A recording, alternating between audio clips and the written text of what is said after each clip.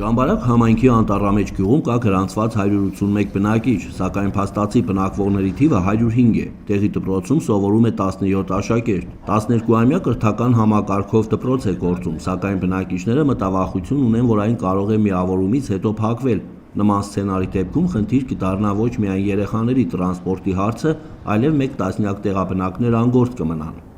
Աշխատող ունենք, տեխնիկական աշխատողներ են, երեմի 10 հոգի զբաղվում կլինի։ Էլի ամեկ 2 կոպեկ փող են տանում իրանց ընտանիքը պահում։ Համայնքների խոշորացումից հետո բնակավայրում զգալի աշխատանքներ են տարվել։ Այս տարի 2 ծրագիր ունեն կյանքի կոչելու՝ ջրագծի անցկացում եւ հացատան կառուցում, սակայն վարչական ղեկավար Կարլեն Մարտիրոսյանի պնդմամբ հեռացող բնակիչների հոսքը անընդհատ է, պարզապես տարբեր տարիների տարբեր թվերով։ Որ սկզբից եկել եմ գյուղում եղել 80 ընտանիք, այսօր 30 ընտանիք։ Ես այս գյուղում առնվազն համարյա 20 տարի գյուղապետ եմ աշխատում, բայց զգում եմ, որ օրի տարին տարվա վրա գյուղացիները որը կարող հնարավորություն թողում են գնում։ Հիմա կարծես թե այդ միտումը չկա, վարչական ղեկավարն ուրախությամբ շեշտում է, անցյալ տարի գյուղում 3 երեխա է ծնվել։ Նրա խոսքով Անտառամեջը Ճամբարակի շրջանի ամենահարուստ գյուղերից է եղել, սակայն այսօր այլ է պատկերը։ Մարդիկ հիմնականում զբաղվում են անասնապահությամբ եւ մեծ դժվարությամբ են ընտանիքները պահում։ Վար ցանկ չի լինում, հողերը բերի չեն։ Մենակ անասնապահություն, խոզեր անցած տարիների վերացան, կարելի ասել իսպառ վերացան։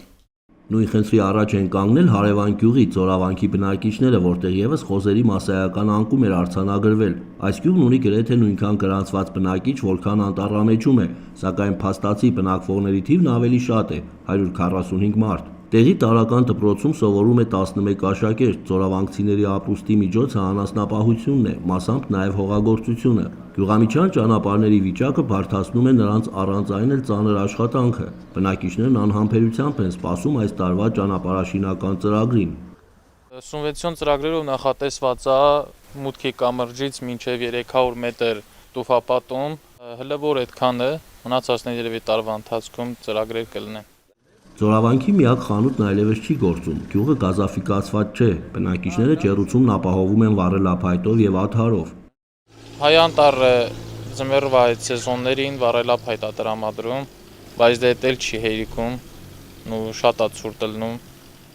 Այգուտը Ճամբարակի ներքին ենթաշրջանի ամենամեծ գյուղն է, այստեղ փաստացի 600 մարդ է բնակվում։ Գյուղում 2025 թվականին սուբվենցիոն ծրագրեր չեն իրականացվել։ Ընթացիկ տարում նախատեսված են լուսավորության ցանցի ընդլայնման, գյուղամիջյան ճանապարհների բարելավման աշխատանքներ։ Այգուտում կա մեկ կարևորագույն խնդիր, որը վերաբերում է մարդկանց անվտանգությանը։ Բնակավայրը գտնվում է Սողանքային գոտում։ 2008-ից 13 թվականների ընթացքում տասնյակ տների սեփականատերեր պետությունից փոխհատուցում ստացան, բայց շատերը մինչ օրս դեռ բնակվում են վթարային տներում։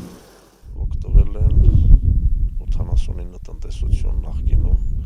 բայց մենք ունենք այս պահին տներ, որոնք այդ ակտիվ մասում են եւ տները փլված են համարյա թե։ Հենա իմ տունն էլ արդեն ճաքա տվե ու ես վախենում եմ, գոնե ուր պետք է գնամ։ Այն ժամանակ ըստ շնչի գումար տվին, մարդիկ կարացին ինչ-որ մի ձև իրանց հարցը լուծեն, իսկ հիմա դա չկա։ Այգուտ գյուղի բնակիչ Սարգիս Արաբաչյանի պնդմամբ Ճամբարակ համայնքի Գետիկ գյուղից մինչև Տավուշի մարզի սահմանը Սողանքային գոտի է, ասում է երբեմն Սողանքից վնասված հատվածներում ուսումնասիրություններ կատարում են, սակայն այդքանով սահմանափակվում են։ Ասենք թե եկեք են արել գյուղացուն ինչ, Գետիկ գյուղից մինչև Գոշը, այդ տարածքը Սողանքի գոտի է։ Վթարային աստիճան գոյություն ունի, այդ վթարային աստիճանը ամեն օր փոխվում է։ Ուսումնասիրության կարիքը կա եւ մասնագիտական գնահատականը պարտադիր։ Հեռավոր այս բնակավայրերն ունեն եւ ընդհանուր ու միանման եւ առանձնահատուկ խնդիրներ, ժողովրդագրական, ենթակառուցվածքների, հանրային տրանսպորտի բացակայության եւ այլն։ Այդ խնդիրներից շատերը չեն կարգավորվել տասնամյակներ շարունակ, իսկ բնակիչները շարունակում են սպասել եւ հուսալ։ Էդուարդ Մխիթարյան, Համբարձում Պապոյան, Regions TV, Գեղարքունիքի մարզ։